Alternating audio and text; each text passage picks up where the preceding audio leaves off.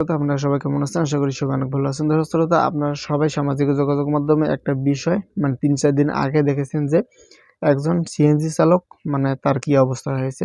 দর্শক শ্রোতা, তার ফ্যামিলিতে কিন্তু ২ টি সন্তানও আছে। তো সন্তানের মধ্যে একটি মোটামুটি একটু আরকি ৬-৭ বছর বয়স। তো সেই সন্তানটির একজন দায়িত্ব নিয়েছে। দর্শক শ্রোতা, কে তার দায়িত্ব নিয়েছে, এমনকি তাকে কি লেখাপড়া করাবে, বাংলা পড়াবে নাকি আরবি পড়াবে, তো তা নিয়ে বিস্তারিত কিছু তথ্য আপনাদেরকে দেওয়া হবে। আশা করি পুরো ভিডিওটি যদি আপনারা দেখেন, এখান থেকে অনেক কিছু বিষয় জানতে পারবেন, এমনকি এখান থেকে আরও অনেক কিছু বিষয় বুঝতে পারবেন। দর্শক শ্রোতা, এই সন্তান ২ টির কিন্তু এখন বাবা নেই। তো তাদেরকে যদি তার মা অন্যের বাড়িতে কাজকাম করে চালায়, তাহলে কিন্তু অনেক কষ্ট করে চালাতে হবে।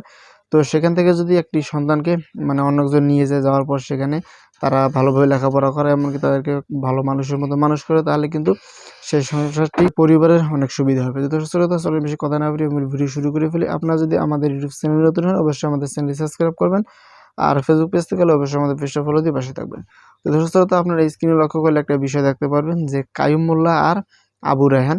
তো দর্শক শ্রোতা, এরা ২ জন কিন্তু এই সিএনজি চালকের বাড়িতে যায়। সবরুদ্দিনের বাড়িতে যাওয়ার পর আরকি তাদের সঙ্গে ভালোভাবে কথাবার্তা বলে। তারা আরকি সেখানে যাওয়ার পর যে বিষয়টা জানতে পারে যে আসলে তাদের সংসারে খুবই অবস্থা খারাপ, তাদের আর্থিক অবস্থাও খুবই খারাপ। তারা কোনোভাবে সন্তান ২ টিকে মানুষ করতে পারবে না, ভালোভাবে মানুষের মতো মানুষ করতে পারবে না। তো দর্শক শ্রোতা, সেজন্য মূলত কাইয়ুম মোল্লা আর আবু রায়হান এরা ২ জনের মূলত এই সন্তানটির দায়িত্ব নেয়, এমনকি তাকে আরকি মাদ্রাসায় নিয়ে যায়। তো দর্শক শ্রোতা, এখানে একটা বিষয় হলো দেখেন, তো অনেকে আরকি আর রায়হান ইন্টারন্যাশনাল যে মাদ্রাসা আছে, এই মাদ্রাসাটাকে চেনেন। তো সেখানে কিন্তু লেখাপড়া করতে গেলে একটা করে বাচ্চার ৮ থেকে ১০,০০০ বা এর উপরে ২০,০০০ টাকা পর্যন্ত খরচ হয়। তো সেখানে দেখা যাচ্ছে যে তারা কিন্তু ফ্রিতে এই সন্তানটিকে সেখানে নিয়ে যাবে, যাওয়ার পর আরকি ভালোভাবে লেখাপড়া করাবে, এমনকি সেখানে মানুষের মতো মানুষ করবে।